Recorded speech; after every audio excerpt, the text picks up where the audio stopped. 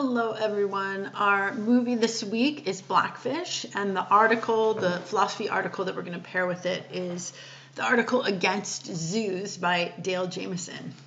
So Blackfish is a documentary about the orcas at SeaWorld. As you'll see when you watch the movie, Blackfish is an egregious case of a very bad zoo. So you have these huge animals confined to these tiny tanks, and the show shows evidence that at least one of the whales, if not more, was subject to a psychological breakdown. Jameison argues that we have a moral presumption against captivity. So what's a moral presumption? So a moral presumption is, all other things being equal, it's better if animals were not kept in captivity.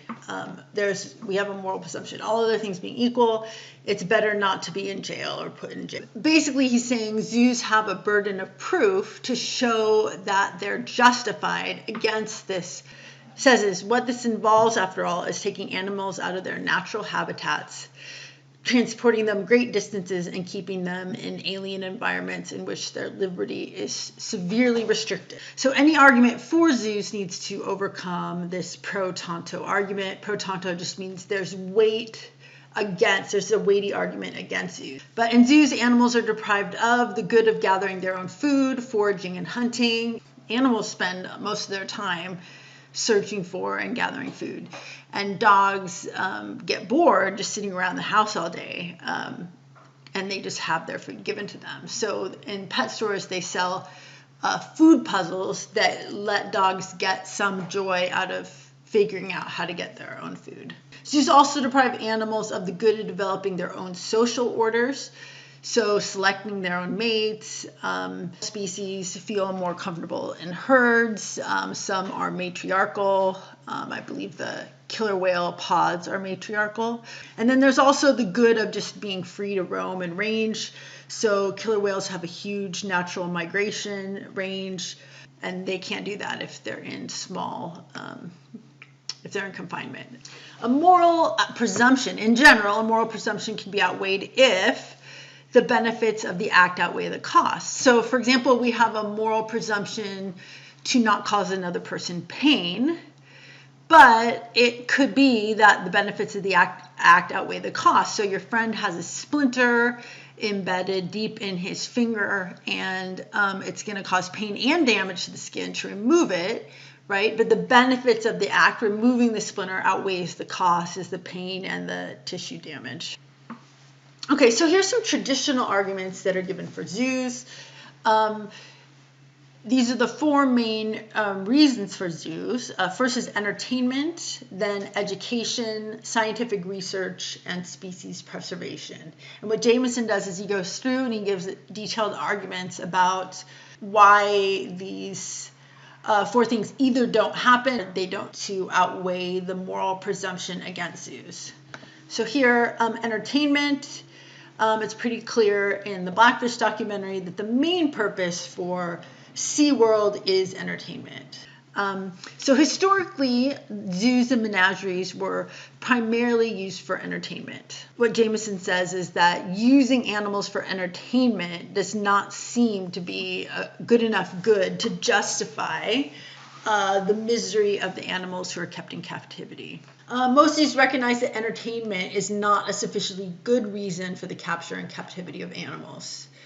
Okay, here's another one, education. This is such a beautiful photo. The data shows that the average person does not learn much from a zoo trip, and he says that there are other ways we can learn about animals than keeping them in this traditional zoo format.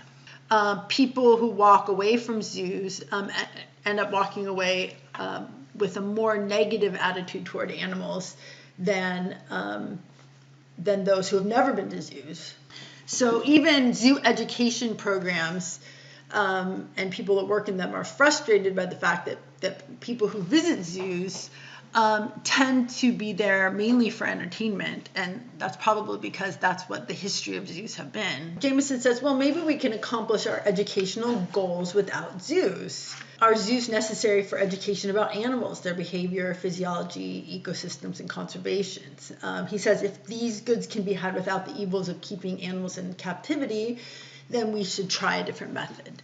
So it seems like we can learn about animals. So if hunters and people that interact with animals in the wild have a deeper and better knowledge of animals than the average zoo visitor, it seems like zoos aren't accomplishing their educational goals. And there are other ways to educate people about animals. So what about research? First of all, Jameison points out that scientific research is not common in zoos. Most zoos do not have scientists working there. Here's a quote from Jameison: the very first point we should note is that very few zoos support any real scientific research. Fewer still have staff scientists with full-time research appointments. Among those that do, it is common for the scientists to study animals in the wild rather than those in the zoo collections. So, and I think this is kind of obvious on its face if you're interested in animal behavior, right? So behavioral studies, studying animal behavior in zoos isn't going to really tell you much about an animal's natural behavior, right? What you're going to learn is about how the animal species would behave in certain captive situations. And then he says that physiological research, so that's research on the animal's body, and veterinary research focuses on keeping the animals healthy in the zoo. But this really doesn't justify keeping these animals healthy in the zoo, doesn't justify keeping the animals in the first place. All right, so one reason that veterinary knowledge might be helpful is in species preservation. Okay, so Jameison points out that, well, first of all, breeding and research programs are not usually done at the zoo. So animal breeding is done somewhere quiet, somewhere away from crowds, somewhere away from, I always thought it was odd that the giraffes could hear the lions roaring. So at the Los Angeles Zoo, there's a giraffe area. The lions roar really, really loud, and that must be weird for a prey animal to hear the lions roaring and not be able to run anywhere, or to be able to smell them. So yeah, that's not an ideal situation for breeding, being able to hear predators, having people interrupt you every day, coming in to look at you. So breeding programs are usually done in isolation. So this is when I was a child, there's only like 24 condors in the wild left. And the San Diego Zoo and the LA Zoo did a breeding program and have been able to revive the wild condor population. And here's a condor breeding program, and it's just out in a remote area in the hills of California somewhere. It's not at the zoo. And there's a problem with genetic diversity and inbreeding. So this is an inbred tiger. I found out that every white tiger in captivity has the same grandfather.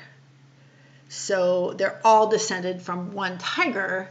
So getting a good breeding program going when they all have the same grandfather is problematic. So, and here's another problem with breeding in zoos.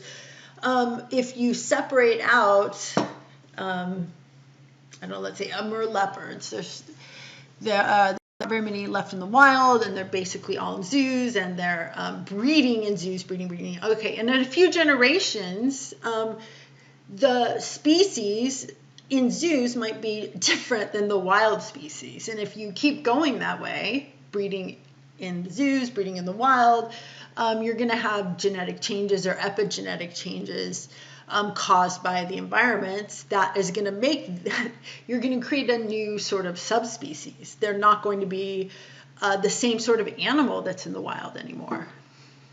Short overview, but he says, disease overcome the moral presumption against them. Okay, and again, the moral presumption is it's not fun to be kept in captivity.